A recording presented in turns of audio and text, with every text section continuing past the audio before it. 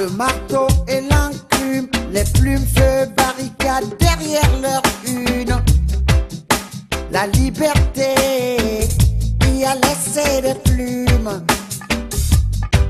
Journaliste incarcéré, journaliste assassiné.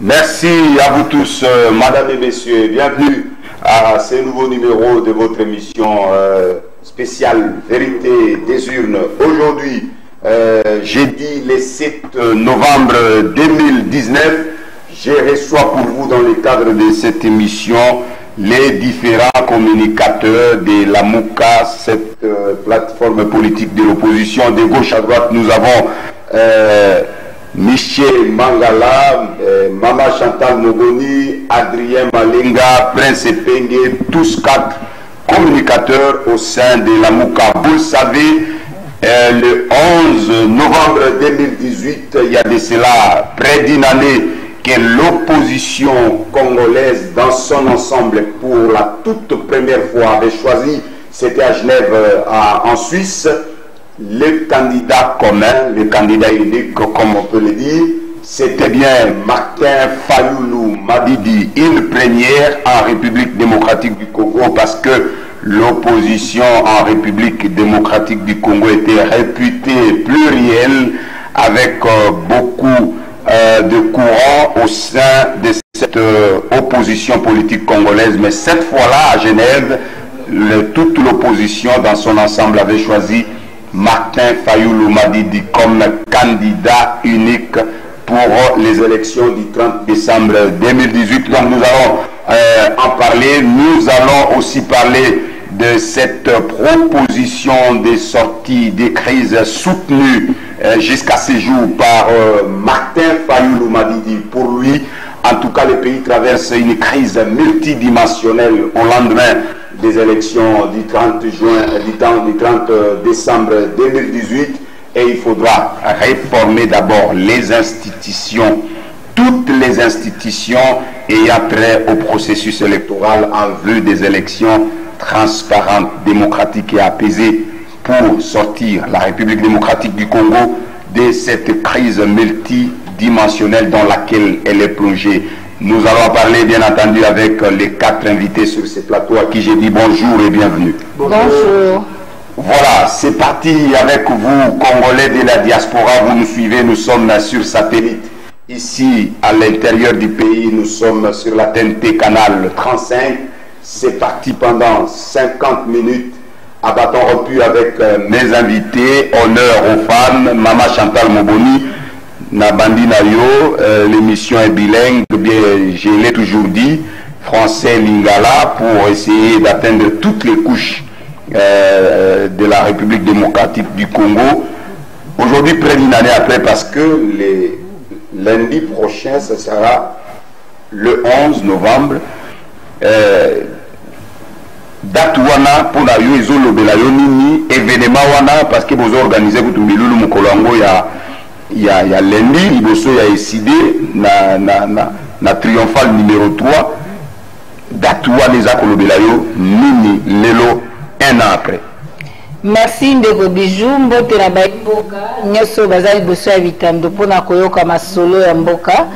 Vraiment journée à le 11 ndeko bijou ezali journée moko historique eza symbolique ezali journée oyo ya liboso kobanda le 29 septembre 2018 baimboka na terrain triomphal basengaki na ba leader ete bapesa biso candidat moko basangala po bapesa biso candidat moko pe bayebisaki ba leader bo trahir biso te bapesi mot d'ordre yango wana après kosolola na niveau ya mboka après ba négociation interne bakambi bakendaki libanda na Genève pona koluka kopesa peuple candidat commun na bosani te bamama lokola basalaki memo bakendaki liboso ya bakambi mpona kosenga bango ete botranscende baego na bino, bopesa biso moto moko, biso tosoutenir ye na maponomi mpo tokende na ye kino mbongwama ekota na mboka Congo. Alors bakambi bakendaki Genève mpe na se rappeler dimanche le 11 ezalaki putulu ya malamu ya pembe, mokili mobimba baimboka basepeli balobi cette fois-ci au moins tozwi candidat moko, l'unité de tout un peuple autour d'un candidat commun. Yango wana na devoir wana totamboli kino toyaki kokoma na maponami toyebi elekaki na hold-up électoral esalamaki le 30 décembre 2018, mais mokolo wana kaka na Genève nde mbotama ya lamuka ebotami, lamuka ekoéveiller peuple, lamuka esprit du peuple, lamuka ezali kokokisa une année na nzela ya désignation ya candidat commun, na nzela ya baptême ya kombo epesamaki na plateforme na Genève. Yango moni tina ndeko Bijou pona kokoma histoire ya Congo, pona ko rappeler conscience nationale, la conscience collective, pona kotalisa na baimboka ete les candidats communs azalaki désigné na Genève kino aye kokoma président élu atikali loyal constant a démontré capacité à loyauté na ye face ya mot d'ordre ya peuple, azokoba pona ko bunda l'intérêt ya peuple, azokoba pona ko recouvrer le choix du peuple à travers combat vérité des urnes. Yango komona que mokola lolengi oyo tokoki kotika yango eleka boye te. Yango tobengi baimboka na moamba na limete bana campus bana star, tobengi bana izipa bana inikin bana istem bana nyonso ba ISC ba ISP IPEN lundi tozanga te, ba politologue ba étudiant bazosala ba science politique ba sujet yango wana ya ba mémoire esengeli ILK IPC nyonso bolimbisanga soki natangi misu te na linga bino mingi esengeli tokutana lundi à partir ya 13h liboso ya siège ya ECD tobeta histoire ya Congo, tokoma histoire ya Congo, totalisa na bana ya biso mpe na bagénération ekoyaka bakoko na biso ete mokolo moko le 11 na Genève bakambi sambo baponaki moto moko po totia ye maboko tokendela maponami tozwa président ya bomoko. Eza mokolo oyo etalisi l'unité de tout un peuple autour d'un candidat commun et que ce candidat est resté fidèle, constant, royal, toujours au service de son peuple. Oh le peuple a lobby mana bengo sodo ezate yo ande commanda. Vraiment complicité wana na baila muka, complicité na président élu yango moni ndeko Bijou mokolo wana eza mokolo oyo tokoki kobosana te, ezali symbole non seulement ya unité, ezali naissance ya la muka oyo ekoéveiller ba peuple et ekolamusa bana oyo biso tolalaki tango na 2011 papa Etienne docteur alobaki bolala pongi ya babebe yango moni lamuke yake lamusi biso eza anniversaire depuis mokolo tolamuka tolongwa na pongi tokota na activité tokokoba kaka na etumba vérité des urnes. Merci beaucoup maman Chantal Moboni. Alors Adrien Malenga lelo tozolobela makambo mokolo baponaki mwana mboka Martin Fayulu comme candidat commun, comme candidat unique de l'opposition. C'était le 11 novembre 2018 à Genève en Suisse. Mais si koyo to koloba boyi batubele nzinga na yango po masolo penza et le bama pe malamu te ba musu ba lobaka no bino bokenda kuna bolinga kande bo sala wana version ebimao bolinga kande bo sala ndeko Félix Mosinjo po boluka bo bimisa mwana boka Martin Fayulu. Est-ce que kokile loko sala en termes de rappel historique s'il faut le dire ainsi lolenge nini ekomaki na maponami ekoma ba consensus to ndenge nini ezalaka ndenge nini po baimboka bazala fixé. Merci beaucoup ndeko Bijou mbote na ba l'ambiance esika bazwami ngi ko lobaboye yambona pesa ya nona motuna na yo ndeko Bijou.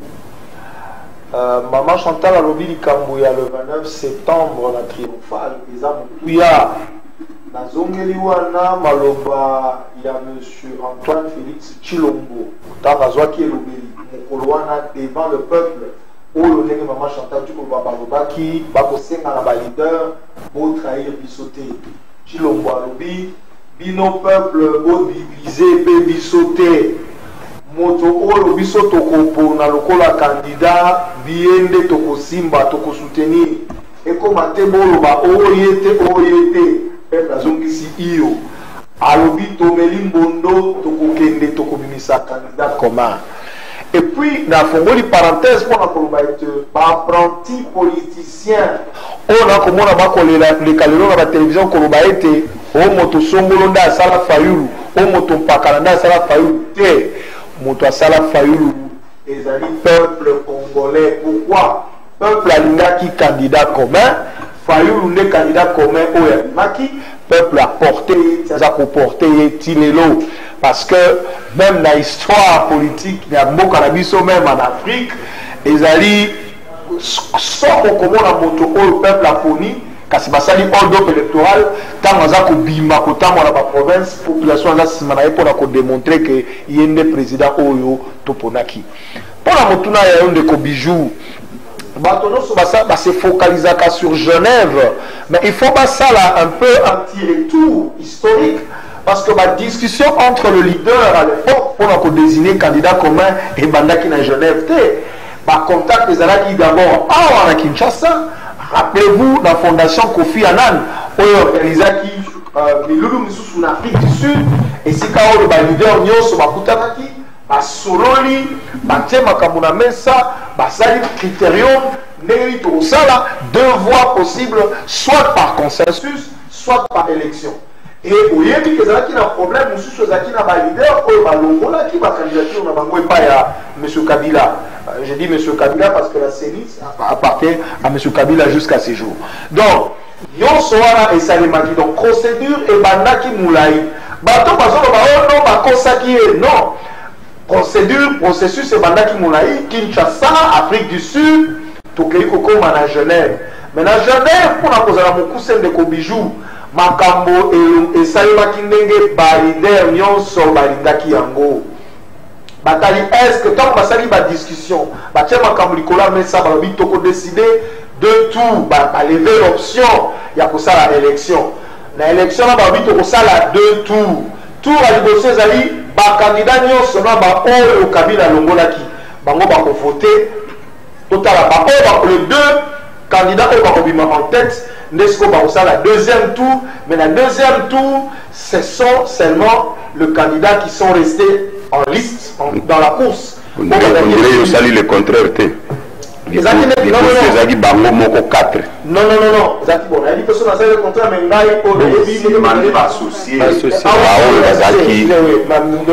merci beaucoup pour rappeler les Bijou. Donc, il y a des personnes qui ont 4 leaders.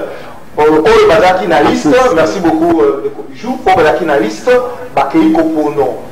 Tant baponi, après sikonde tous les autres leaders donc le 7, baye kopona lisusu pona komisa candidat commun. Tant ba leader oyo batikaki na liste, baponi Ndeko Martin Fayulu Madidi na Ndeko Freddy Matungulu Madini. Alors, maintenant, tant ba ici kawana ndeka misaraba. Parce que oui, dans ma politique, tout le monde est là dans la boye. Ils ont une analyste politique, moi, le balobi, ils ont poids lourd, poids mouche, s'il faut le dire ainsi. C'est-à-dire, on considérait comme Vital Kamerhe et Félix Tshisekedi comme étant le poids lourd, et puis Matungulu, mais Fayoulou, le go la poids mouche, mais curieusement, la première tour en haut, ce sont les poids mouches, Bimi, et ce qu'on déplace dans le Baba et des acquis, comment on dit de Kobijou, Makambo, Turba.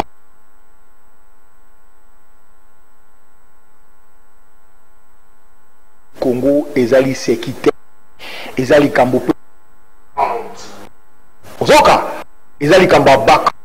Yo, Banda, Obo, Salaté. Traité de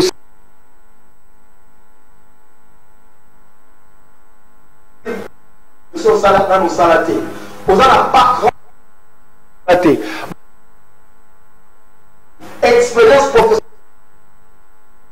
Mokambi ya ekolo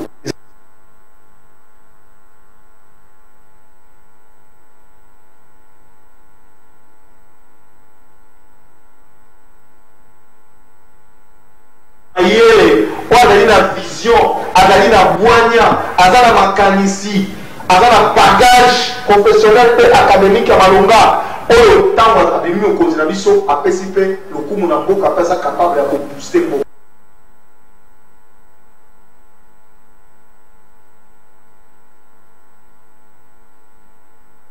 Martin Fayoulou Madidi, Félix Antoine Chou. Le changement aujourd'hui s'appelle Martin Fayoulou Madidi. Merci. C'est ça la réalité. Merci. Curieusement, Michel Mangala, Martin Fayoulou choisi candidat comme l'opposition et puis quelques temps après, ce que dit Kamere désiste. Boy signature na bango babi non biso to ndimi makambo wana te bake kosala cash na bango et du coup après les élections c'est Félix Tshisekedi qui est proclamé président de la République. Donc les candidats même qui étaient communs de l'opposition a échoué lamentablement vis-à-vis il y a nani Félix Tshisekedi et donc batumsupe bakomo babi a harmonie et ça ya solo parce que babotola qui est toka yaza kinde ya nzambe, c'est lui qui a gagné les élections. Merci Ndeko Bijou na motuna yambo nayo na motuna nayo na ko pesa nanu bandeko ya Lemba Ngaba Limete Matete mbote mingi parce que nayokaki mbela na bino epai ekomelaki ngai na pesi bino mbote mingi oyo ezali histoire ya mboka na biso. Ndeko Bijou na ko yebisa eloko moko. Si nous voulons que les changements réels s'opèrent dans notre pays, la première des choses, Ndeko Bijou, il faut tout tika ko trahir peuple nabiso. Il faut tout yeba ko respecter l'engagement nabiso. Il faut tout yeba ko honorer ba parole na biso. Outi koloba yango que peuple na biso balinga ki candidat commun. C'est historique ezaki ya yamboko salema na kati ya mboka oyo. Parce que peuple na biso a pesa ki confiance et pas y a ba acteur politique. Et l'acteur politique ou on appelle répondre qui peuple na mutuna na bango.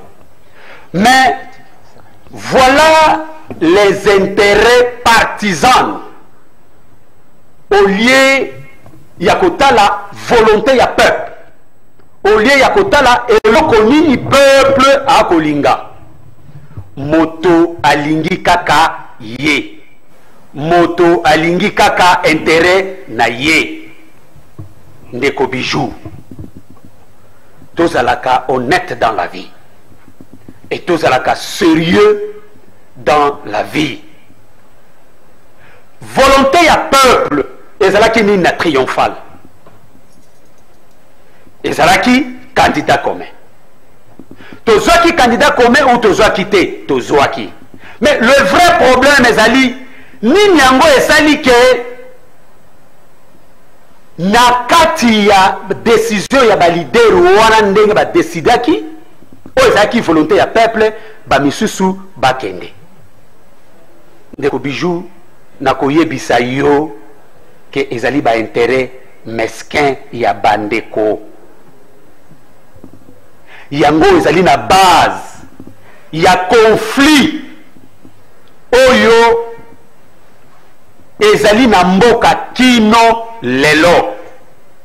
À son temps, je pense, ndeko Jean-Pierre Bemba Gombo alobaki yango, alobi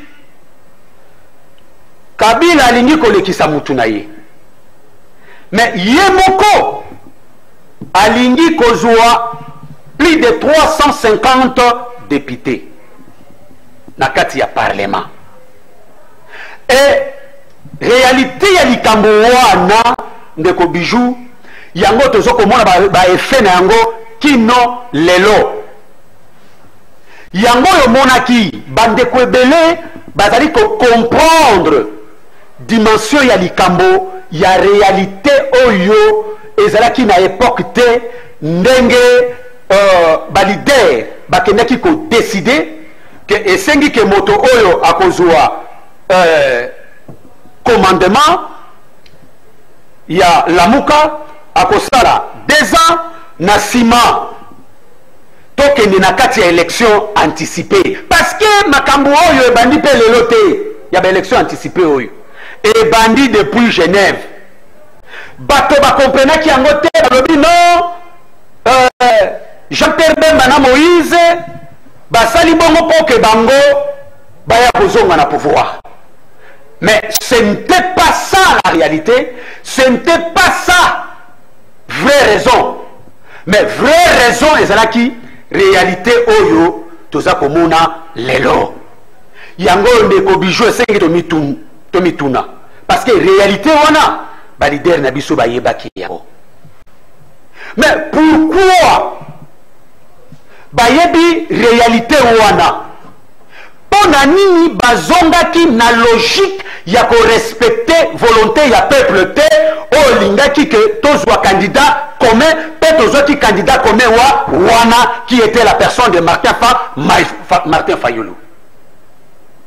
Et le peuple batosi modor ba élire pe moto oyo bango baponaki oyo peuple alingaki lo sengaki que tozwa candidat commun. Donc c'est pour dire que ezalaki trahison ya solo contre peuple nabiso. Merci. Ezalaki trahison ya solo complot contre la République. Merci beaucoup, merci beaucoup. Ndeko Prince Penge nazongeli kaka na place wana tolobi déjà bozo développer tout autour ndenge bino bozo benga trahison. Bino nde bozo benga trahison. Bato bakende na ngambo musu ba benga ngo trahison te. Au contraire kutu bango bazoloba lokola bango nde bazali bandaki bazala trahi nzambe pe alala kate afuti bango, c'est sorte qui ont gagné les élections. Et vous avez échoué parce que selon la proclamation de la CENI, l'entérinement de la Cour constitutionnelle, c'est Tshisekedi qui a gagné les élections. Nous sommes à ce stade-là. N'est-ce pas que aujourd'hui c'est Félix Tshisekedi qui est le président élu et proclamé président de la République parce que Bino Bolinga qui ne peut flouer. Merci Ndeko, merci pour la question nayo. Merci na bana Congo banso bazuli bakuya kulanda biso. Le le 11 novembre 2018, le lundi au Yakuna, le 11 novembre 2019, Nalingi Yambona Yanulayo, ko Bakisa Malobananga na oyo Madame Moboni alobi awa, pona ko manabana kisasa bino banso boya mokolo ya lendi. Tebete lendi ali mokolo ya mosala.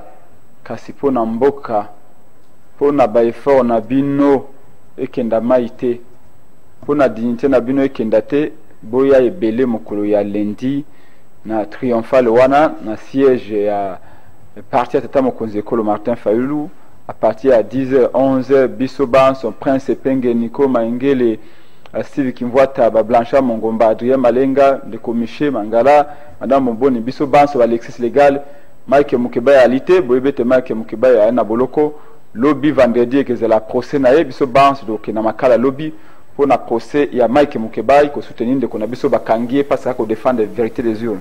Donc lundi à partir de 10h 11h Boya et Belé, Boya Simba Lindala, Simba Lindala, Boya poto kanisa effort na bino.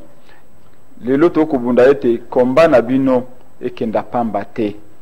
Donc toko sala anniversaire liboso mokolo oyo mwana mboka Martin Fayulu a bimaki candidat commun ya opposition na tango iwana po lelo akomi mokonzi ya ekolo bino nde boponoki bino nde bolelaki ete boyoka na bopesa biso moto be moko pe babimisaki Martin Fayulu botalaki ete bosaki boyete bobisitaki te bolobaki to bongi na ye maintenant nazongi na motuna na yo ndeko Bijou ezali question malamu olobi likambo ya trahison pe olobi likambo ya victoire qui a trahi qui ndeko nalingi na loba oyo ezali déception na ngai pe moi passe na koyoka ta ona komona bilenge ba journaliste belé na mboka Congo to yali na moyen d'âge peut-être cause à 25 ans ou 26 ans. Mais toi, na ba mémoire moko lokola ba bato ba komina ba 90 ans o ba komoza na ba trou de mémoire. Ngai na comprendre kate. Mondele asali mutuka so otali mutuka malamu achana rétroviseur. Mondele acha rétroviseur na mutuka. Pona ata okela liboso otala kape simesi ko wuti. To komi na tendance ya kubosa ali citoile. Même histoire récente awa to kubosa nango. Oh, to ko bâtir Congo ya malamu te. Ce qui doit sur la sens et l'histoire, il faut qu'on fouille parfois dans l'histoire pour ne pas dire fouiner. Bolobi, Félix Tshisekedi était en Kenda à Genève, il est batubanda au candidat, il est un candidat commun. Mais parlons des individus. Moi, je n'aime pas trop Koloba Makamba individu, mais parlons d'individus. Tout le monde a un parti politique, tout le monde a un individu. Aujourd'hui, ndeko Félix Tshisekedi au Tchèque Cowboy. Otien de ko Martin Fayulu na ko bakando batika ki na liste otien de ko Vital Kamerhe otien de ko Martin Fayulu otien de ko Félix Tshisekedi nani sisi atika ki sika Matungulu soko otali ba profil ya bato iwana Vital Kamerhe Martin Fayulu Matungulu Félix Tshisekedi moto azaki une expérience ya moke pour ne pas dire qu'il n'avait pas d'expérience ezali Félix Tshisekedi. Mais Félix, oui, que politique, ngai na ali politologue de formation, licencié en sciences politiques, il y a solo de konangai. Oko défendre boyo, défendre mémoire non pose aujourd'hui distinction la défense. Et à ma sécurité. Ndeko Platon à l'obaka était la politique est une affaire des meilleurs. Hein? Pour écomi au latima kazaka kitoko, au tie caravate ya motane. Okoyiko kanga photo pemene ya drapeau ya Congo otien internet lobby un homme d'état. Non, ce n'est pas ça. Pour ko kamba plus de 80 millions ya bateau. Pour ko sécuriser bango, pour ko pesa bango misala, pour ko pesa bango lotiliki, ko pesa ngoma ya malonga, ko sécuriser la frontière ya Congo. Ko kenda ko mona ba mindele, il faut mayele za na moto. Et sengil mayele za na moto. Tout à la moto pour ko mesurer 2 mètres, ça peut 2 mètres 05. Toi, Dali na 1m30. Toi, Ali Monen, toi, Ali Moke. Ali Pembe, toi, Ali Moindo. Te, il y a une éloko, il y a une moto de tout le cas. Ce que Tali, Bakando, Batika qui na liste. Tant qu'on va éliminer Jean Pembe Bagombo. Tant qu'on va éliminer Katumbi. Tant qu'on va éliminer Mozito. Ba o Batika la qui, moi, Namboka Martin Fayulu, Ndeko Vital Kamerhe, Ndeko Matungulu, Félix Tshisekedi. Au comment la Félix Tshisekedi, Azali les derniers en matière d'expérience. Azali une expérience professionnelle, mon côté. Bon, ce que ça a boulangerie, ce que ça a nini, moi je sais pas. Mais en tout cas, ce que je sais, c'est que Félix Tshisekedi a une expérience professionnelle. A une expérience professionnelle. Article Costa, les Sikamogote, Yamalongo Tolobao, Moto a une expérience, ce qu'a eu l'État, a eu Mboka Congo, expérience n'a que Sungaye. Yo so mona pi okotinda lokola awa to ali na bitumba konte ba Rwanda awa sikawa. Ozi policier article ko beta yesa sata mokolo mokote OPC AK47 ake nambara mogo na champ de guerre akoyiba ko beta yesa système yo ko za mboka lokola Congo opesa na mboka Félix Tshisekedi pour la développer. Il n'y aura pas d'avenir pour le Congo. Pourquoi? Parce que l'expérience est avec moi. Mais comparativement à Martin Fayulu a qui directeur monnaie dans la première compagnie pétrolière au monde à l'époque ExxonMobil. Azaka a payé le directeur de la société à monnaie de Konangaï. Donc, pour la Kolobaïte, Félix Abato, Kendaka Naye, Yende Segrakaza. Si base de quoi? De quoi le background, Momoko anglais, et zama compliqué. C'est-à-dire que bongo ya moto, oh ya zana ngo kola expérience, mayele na ye ya kelasi pe ya mosala, era kinini, profil na ya kinini. Même awa yo lelo ndeko bijou, okay awa atako ya linga pasteur, mais so okay na banque na BCDC abaka engagé ote pour ya pasteur. Bako tu no bijou tanga wapi? Na go tu no mutuna, webi Félix Tshisekedi école primaire sa wapi? Webi école secondaire sa wapi? Webi université na sala. Tino l'université Félix Tshisekedi na sala to bien moté. Toluki na internet, toluki to seba recherche réalité. Merci. Donc, s'il vous plaît, na chuter. Au plus, baninga mususu bazi 10 minutes, 8 minutes, ngai pense peine 2 minutes, ko katanga. Donc, pour na kolobaete en matière d'expérience professionnelle, pas expérience politique. Félix Tshisekedi ali neki musika pas Martin Fayulu. Martin Fayulu aussi le plan politique. Azalaka la conférence nationale souveraine. Tango wana na ibito Félix Tshisekedi azaki na poto kuna azaki na nuko na ibito soka bande ko sala nini. Donc pour dire que batu nyoso bakedeki na Genève bazaki na chance na bango ya ko bima candidat commun. Avantage moko Félix Tshisekedi ayaki koza nango pona batu baye ezalaki po ba parachute kié ba kwesa kié na moto ya IDPS ba bakalokola un cheveu dans la soupe. Abimi na moto ya IDPS alors que batu bande koza mobaki aza la président IDPS. Tomoni étudiant Kabund, étudiant à G1 na ILK Kabund, ayo comme secrétaire général de l'IDPS, tout va bien. Mais mon banque, il a bonné papa Tshisekedi pendant plus de 20 ans. Mon travail, mon expérience. Azay wanate, na yotia Kabund. Et après, Félix Tshisekedi. Là, c'est pas notre problème. Bazana droit d'avoir la IDPS. Mais si le pas expérience, c'est dire non, là, je vraiment 30 secondes. Si on a l'existence, botton à Maloba. Donc pour dire, on attend 2 minutes na deuxième. Merci beaucoup pour Nandengo au rang de la justice. Donc pour dire que en réalité, en matière d'expérience politique, en matière d'expérience professionnelle, Martin Fayulu azaki likolo musika na Félix Tshisekedi parce que Félix Tshisekedi a tiré comme ça musala mokote ya malonga.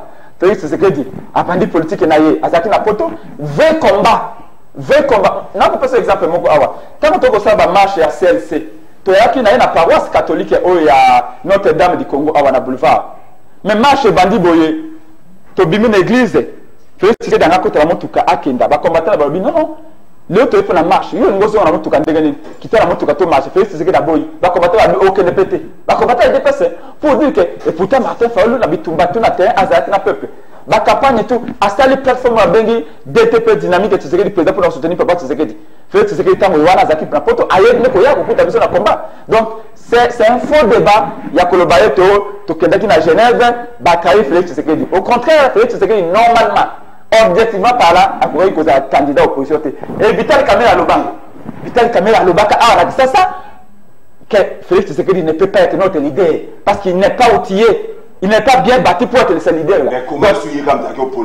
Mais pour vous dire que Batoloko la Vital Kamerhe, on ne peut se l'entendre à bloc.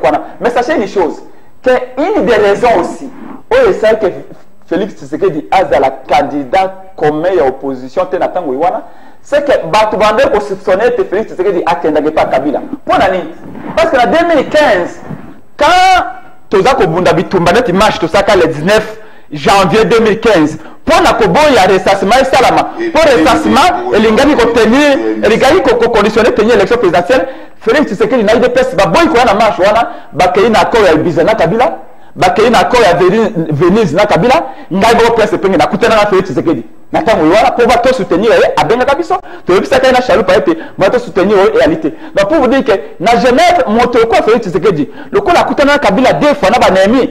Tolobaka était yeso de PCO plutôt de PCO candidat commun à côté à biso bas sur la Benga Kabila. Le lendemain Kamerhe ko koza to pas Kamerhe to ebete banda Kalazaki caméléon abane ko changer face. Donc voici les raisons ça que le président Martin Fayulu a dit ma. Zongeli sikoyo makambo ya lundi parce que lundi ezoko kapenza net le 11 novembre 2019 une année après vous voulez fêter ces jours-là, kotalisa que boponi mukolo yo opposition mobimbazaki lisanga. Alors yebisa biso ba leader pe bazate. Ba leader baza moi papier Muzito, Fayulu baza libanda mboka, Bembazali mais toyebite alors au programme eza boni ekosala mandenge nini et yebisa biso ndenge ekozala. Est-ce qu'ils sont organisés par la Mouka ou ils sont organisés par ICD? Donc, on a mis ma précision. Ok, merci. Nakanisi, Nalobaki a naissance à la Mouka le 11 novembre. Nalobi qui est désignation.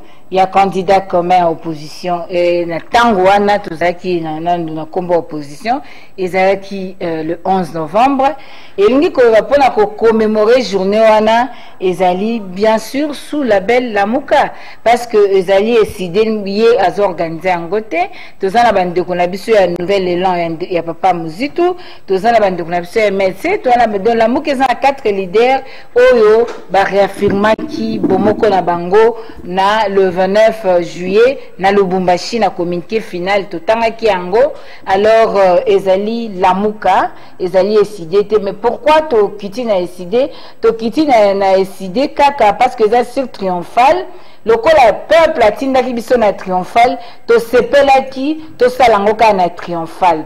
Et le président Martin Fayulu étant le président élu, Azana triomphal, alors Ezali justifié que activité Zalawana et à partir déjà 11h, 12h, tous à déjà wana parce que l'activité que Zalana tongote et que Zalana début après-midi, donc 11h, 12h déjà tout s'installer, tout bandi activité na biso. Nanga kina le ba moi mouké parce que likambo ya ba poids mouche. Poids politique, tout ça, ça appartient au passé. Ils ont expiré. Pour les lois, l'axabiso, poids FCC, ils ont la poids ma casse dans le Parlement. Sur le plan de la poids, oui, parce qu'on a des députés belés, mais sur le plan légitimité, la réalité sur le terrain, les députés sont nommés. C'est ça le problème. Donc, biso tozasu na ba évangile ou anate. Babenga kindeko Martin Fayulu Ndakala. Babenga ki ndeko Félix na ndeko Kamere ba baleine. Biso to kumisaki yango normalement biso bana décidé to lobi mais c'est un langage prophétique ba yeba kité parce que bale moko te ya Congo ezaka na baleine et puis congolais moko te aliaka baleine. Tout Congo consomme ndakala. Tout le Congolais consomme ndakala. Ndakala ezali repas communautaire. Ndakala ezali repas esangisaka batu. Donc ekota rappelle la sani moko te ekota ta 20 30 100.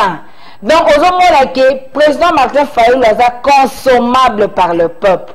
Yango na lokola azaki ndakala Congo na ba province nyonso 11 de l'époque c'est le tolo ba 26 ndakala eza na rivière nyonso na ruisseau bisika nyonso ndakala eza elingi kotalisa ete c'était symbolique que le roi a bibale nyonso ya Congo lokola Congo banda na est na ouest na nord na sud ndakala eliamaka ezala côté ya swahiliphone ezala côté ya bangal ezala côté ya baluba ezala côté ya bakongo ndakala ezoliama c'est-à-dire consommable et témoigner que azala qui voté partout symbole de l'unité nationale symbole de la cohésion nationale mais le roi balel na Congo ezati moi le peuple va consommer baleine ezate yango moni résulté betaki 62% ndakala ba 15 ya batu mususu po na Congo ezate ata ba 15 yango ba fabrication kara pour ce to koti pa bien et les cas qui na ba 62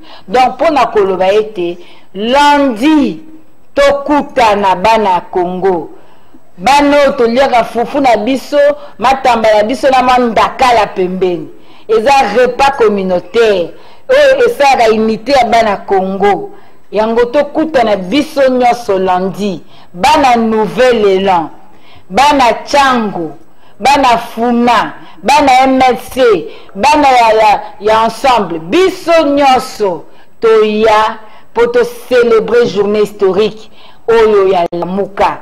Donc mon côté tikala to témoigner à la face du monde que to bandi ko koma histoire ya Congo.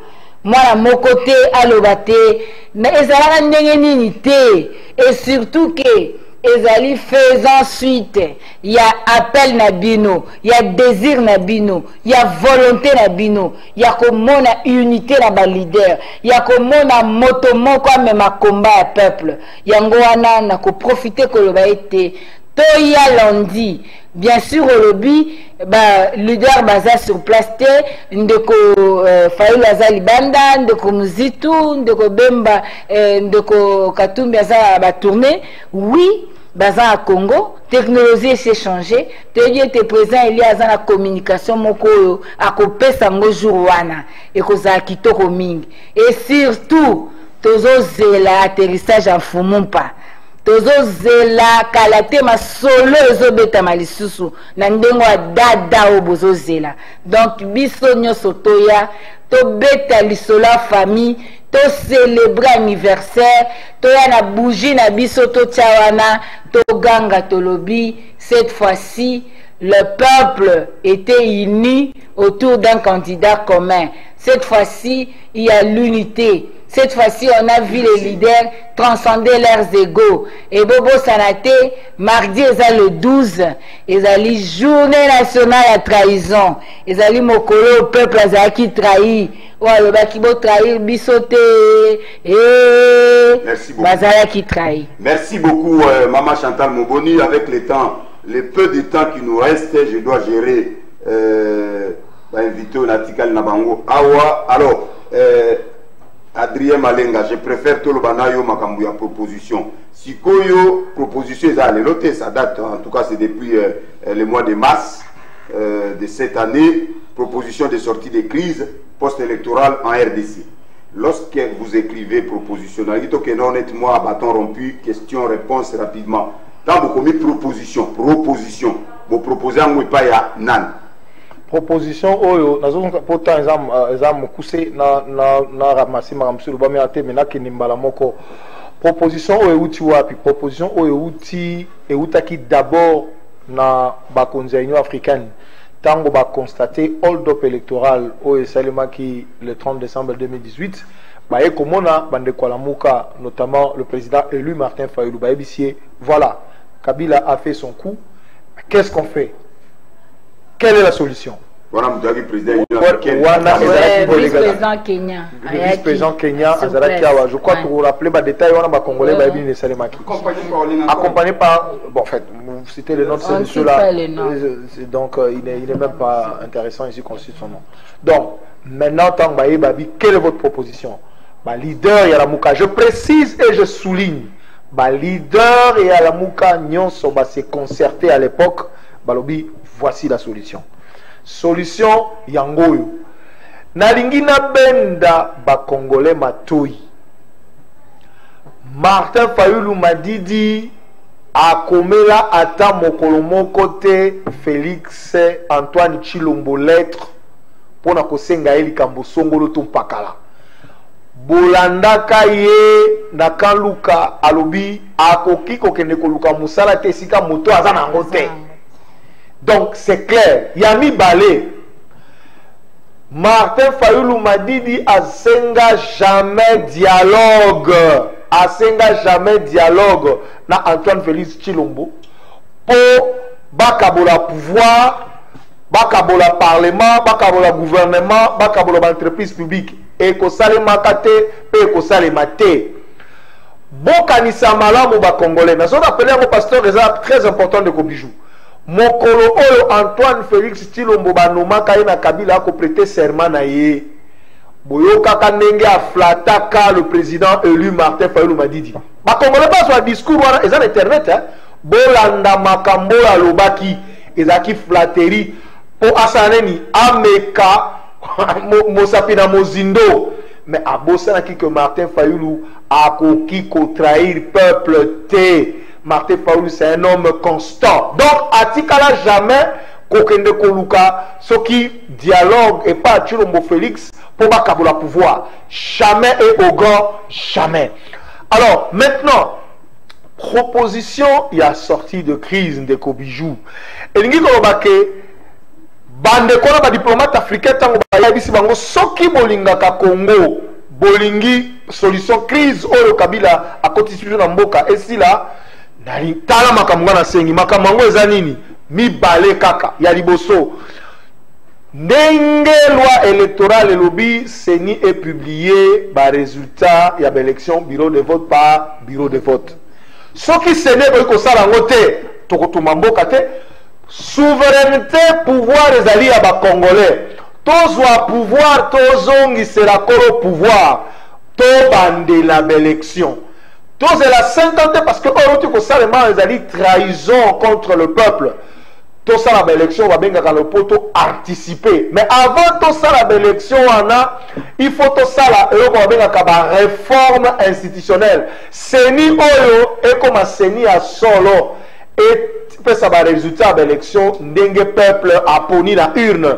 cour constitutionnelle esala econfirme barésultat oyo ya peuple ezala cour oyo eza au service du peuple bakodire droit bakolutanga mobeko na kombo ya peuple topesa mpe un plan d'urgence mpona komona ndenge nini ya kosécurize mboka na biso mpe ndenge nini ya korésoudre baproblème ya misère na kati ya plan de sortie wana ndeko bijo eza important na napele yango lamuka ekokota na gouvernement te lamuka ekokota na parlement moko bakabola parlement soki baentreprise publique bakokota te lamuka esengi na biso lamuka biso tozwa tête ya au conseil national des réformes institutionnelles biso tokosokipe kaka na réforme ya seni réforme ya cour constitutionnelle réforme ya bando babengaka bainstitution citoyenne oyo eza koaccompagner élection mpo tose rassurer que baélection anticipative sope anticiper excusez-moi oyo tokosala refléter volonté ya peuple ndenge ya koexprime yango na kati ya baurne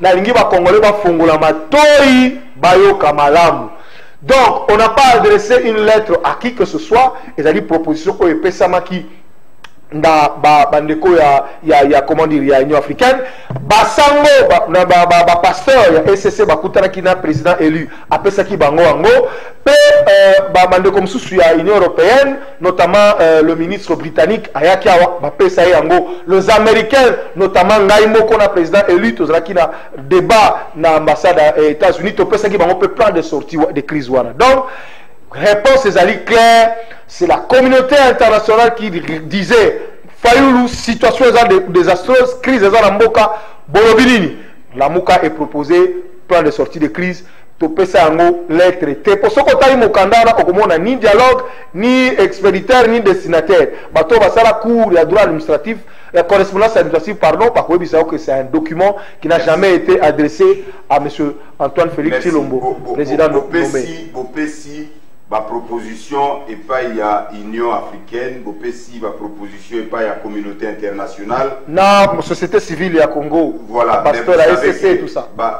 Nyon sobo autant la bangote ba diriger Congo. Vous pensez que ego aboutir ndenge nini Michel Mangala. Lorsque vous donnez proposition là parce que vous dites ici topesi yango jamais totikala opesi pas Tshilombo. Bon, Tshilombo est reconnu président de la République. Atabino bo reconnaître yete ndenge zali bazo reconnaître ye alors eko aboutir ndeni ni soki passer par yete Michel Mangala ndeko bijou Weber alobaboya Max Weber alobaboya il est difficile d'exercer le pouvoir par contrainte oyebi soki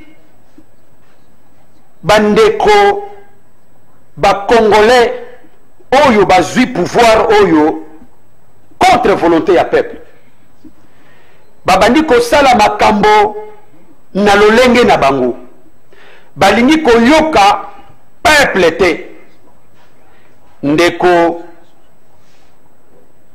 yeba que peuple wana azala toujours na momoko oyo ye alobaka moto kobosana te ndeko bijou bato bandimaki te que le 16 février le 16 janvier bandeko na biso ya CLC à l'époque bakendaki kotelemela ndeko Kabila et plutôt Mobutu et le 16 février oui batelemelaki Mobutu peuple wana akendaki ko réagir pe a répondaki positivement et occasionnaki de part ya Monsieur Mobutu. C'est pour dire quoi ndeko Bijou? Lelo oyo bandeko balinga te. Lelo bakoki ko sala semblant. Mais bayebi ya solo que crise moko profonde evandi na kati ya mboka oyo.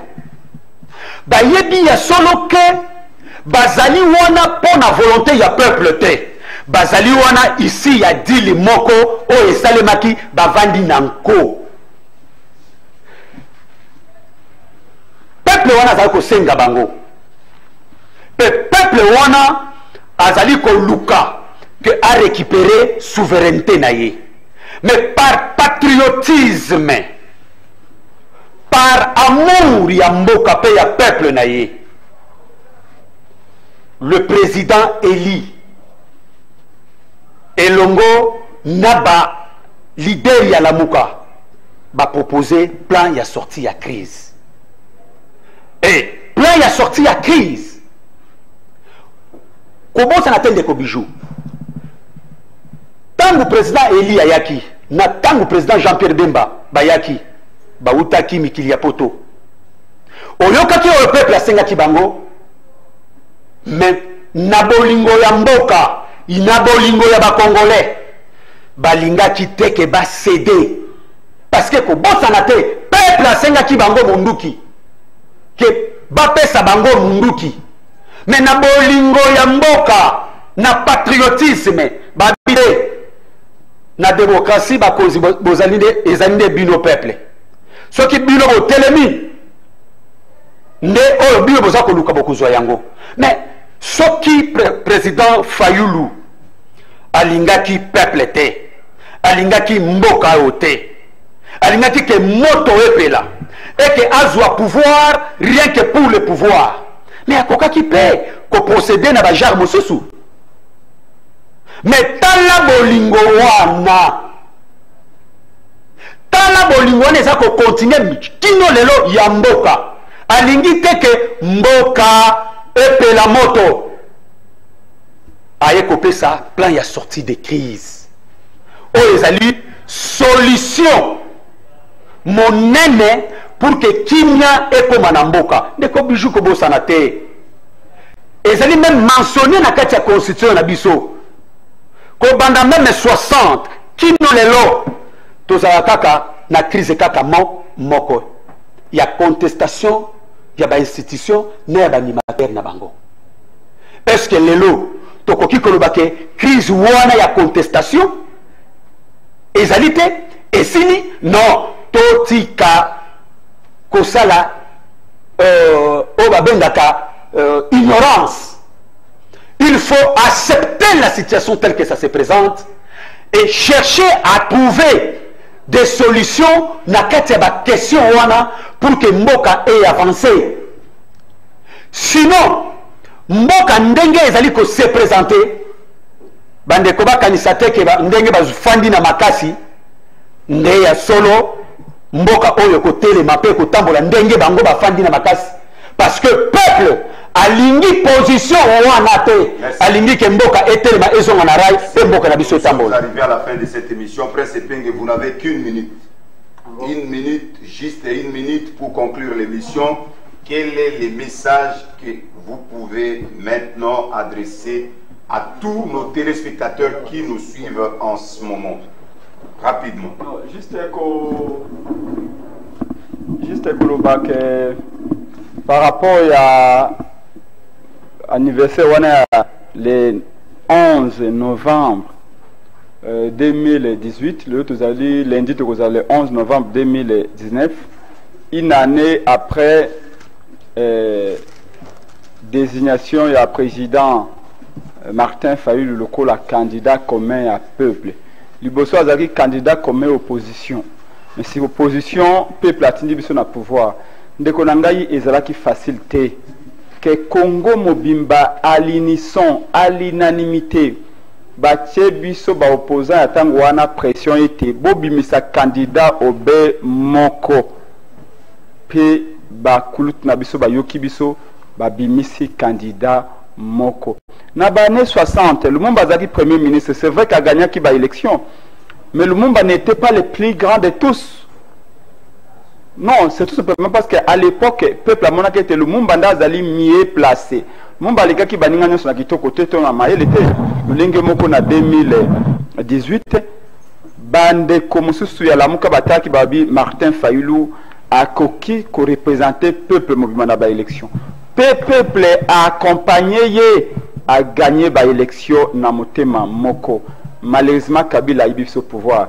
Yango lelo tina ya combattre ko bunda lelo atako bato mususu ba ko loba to ba ko seka to ba ko chola. Le plus important c'est que motonyo soit ba été sengeli ko za fier ya ko défendre vérité. Donc lundi to kuta na biso banso hôtel de ville ya Kisasa yali a saisi to commune hôtel de ville ya Kisasa était devant siège ya ici de wana na triomphal derrière école Sévigné numéro 3 triomphal numéro 3 beaucoup on a mis à Pembe wana à partir de 10h 11h biso banso bana ya Kisasa ba combattant peut ba combattant ba résistant nyoso to kutana wana parce que ezala ki ba kulut ba choisir ça Martin Fayulu ezala bino pepe ne bolobaki pona likambo tali à la télévision c'est le temps likambo utuko ba pa de commissaire attention biso to lobby ezali proposition de sortie de crise babengango makanisi ya ndeko Martin Fayulu merci déjà tout lobby yango mingi alors nous sommes arrivés à la fin de cette émission mais yambuto sisa yango to lobby boye commandant de l'inspecteur provincial de la police ville province de Kinshasa en tout cas na quartier Mandiangu batba continuer à rouler là nous sommes là dans la commune de Massina chaque fois on nous appelle hier encore on a tiré à bout portant bato bazobenga soki ba ujana nazo batako identifier bango te ba ujana ils ont tiré à bout portant na mwana moko boy na kati ya lupangu na bango donc on a encore comptabilisé un mort c'est inadmissible ezali malamute en tout cas bombeka kotala et likambo oyo et comme c'est comme si les gens à la gâchette facile on ne comprend plus rien alors batubazako ko déplorer makambouana bombeka kotala la fois passée obengaki l'homme de Dieu l'évangéliste Kabundu Walesa asambela exorciser ba musu bazoloba basambela ba policier parce que comme le kola bato à gâchette facile essayons de voir ils sont les agents de l'ordre c'est pour la sécurité mais lorsque ça tourne ça vient le contraire et ça là quand même malamouté on nous appelle surtout là-bas avec un certain commandant Benjamin na quartier Mandiangu wana na Massina côté ya Rai na Sukakuna c'est vraiment l'insécurité ce n'est pas quand même propre. Voilà, nous sommes arrivés à la fin de cette émission, mesdames et messieurs. Merci à vous tous de nous avoir suivis de partout à travers le monde. Si Dieu nous prête vie, si Dieu le veut, on se retrouve ici sur ces mêmes plateaux demain à la même heure. D'ici là, portez-vous bien. Au revoir.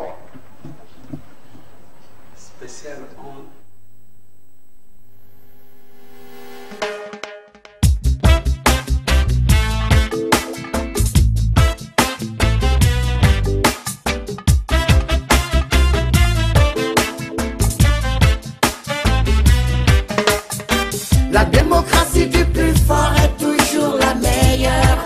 C'est comme ça. La démocratie du plus fort est toujours la meilleure. Ça se passe comme ça. Entre le marteau et l'enclume, les plumes se barricadent derrière leur une. La liberté y a laissé des plumes.